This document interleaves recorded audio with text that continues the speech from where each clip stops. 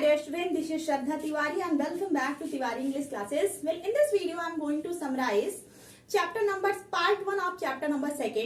अब इसका नाम क्या है? The Sound of Music. इसका part 1 जिसका नाम है Evelyn Glennie listens the music, listen the sound without hearing it. And this chapter is written by Deborah Cowley.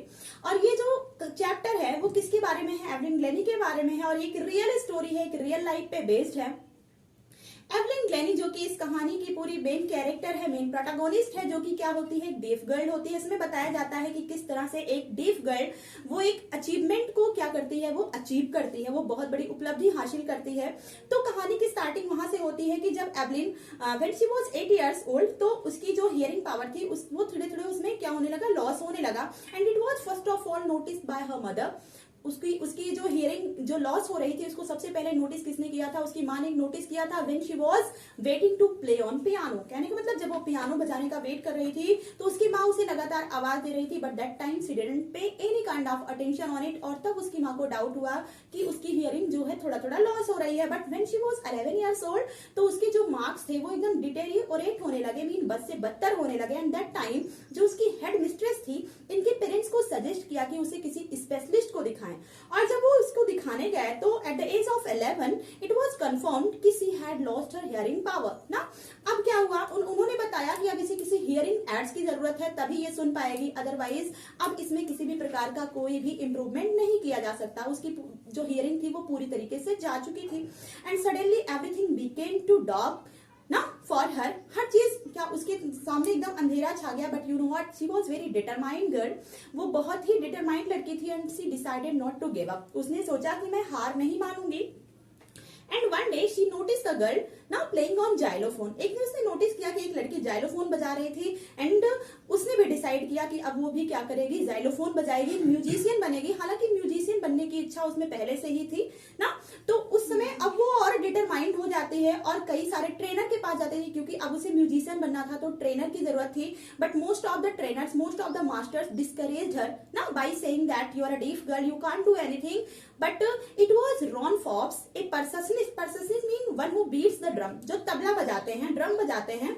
तो उनके पास गई तो रॉन फॉब्स ने क्या किया? उसकी जो वो इच्छा थी उसको उन्होंने इनहैंस किया और उसको इनकरेज किया, उसकी पोटेंशियल को स्पॉट किया by saying that don't listen through your ears, try to sense it in some other way. उन्होंने कहा कि अपने कानों से सुनने की कोशिश मत करो, बल्कि किसी और तरीके से तुम म्यूजिक को महसूस करने की कोशिश करो. और उन्होंने ड्रम को अलग अलग तरीके से, उसके पूरे ऑल अराउंड अलग अलग तरीके से उन्होंने ड्रम को बजाया. और तब एवलिन को रियलाइज हुआ कि अपने बॉडी के वेरियस पार्ट से वो म्यूजिक को क्या कर रही है, फील करना उसने शुरू कर दिया.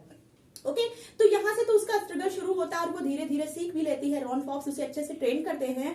And at the age of 16 she tour to United Kingdom with a youth orchestra ना. अब यूथ ऑर्केस्ट्रा मतलब बहुत सारे म्यूजिशियन होते हैं, बहुत सारे लोग होते हैं. तो वो कोरस में जाती है टूर पे United kingdom and audition for the royal academy of music in London. और वहां पे ऑडिशन देती है. And you know what, she scored the highest marks in the academic history of royal academy. अब उसे सबसे अच्छे मार्क्स मिले, सबसे हाईएस्ट मार्क्स मिले. अगर पूरा रॉयल एकेडमी ऑफ म्यूजिक का अगर इतिहास निकाला जाए तो सबसे अच्छे मार्क्स किसी ने स्कोर किए थे, वो एवलिन ग्लेनी ने किए थे.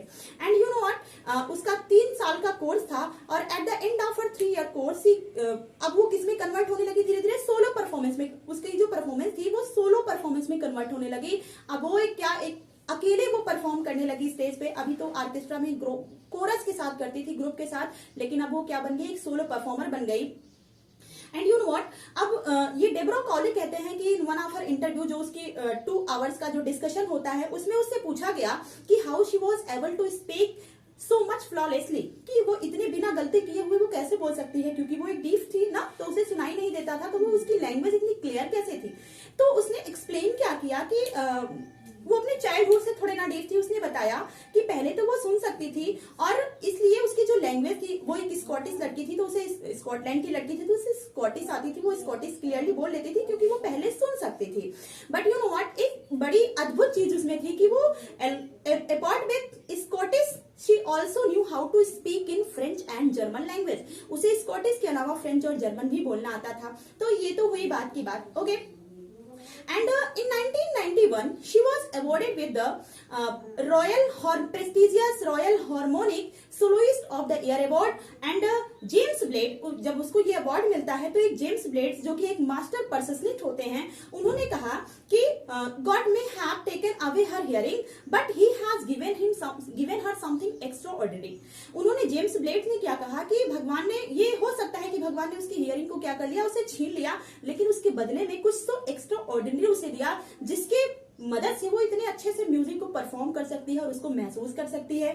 और एवलिन ग्लेनी ने खुद इसे एक्सेप्ट किया कि वो म्यूजिक को अपने वेरियस बॉडी के वेरियस पार्ट्स के थ्रू क्या करती है, वो महसूस करती है। एंड यू नो व्हाट, उसकी सबसे अच्छी बात, जो सबसे अच्छी कैरेक्टरिस्टिक ये थी कि उसने कभी ये नहीं कहा कि उसने कुछ अलग है, कुछ उसने हेरोइक अचीवमेंट को पाया है। इवन वो हमेशा कहती थी कि if you know where you have to go, उसका एक स्टेटमेंट था कि यदि आपको पता है कि आपको कहां जाना है and you do hard work for it, तो certainly you can achieve it. कहने का मतलब, यदि आपको डायरेक्शन का पता है कि आपको किस दिशा में जाना है और अगर आप कठिन परिश्रम कर रहे हो तो निश्चित रूप से आप उसको क्या कर लोगे, अचीव कर लोगे।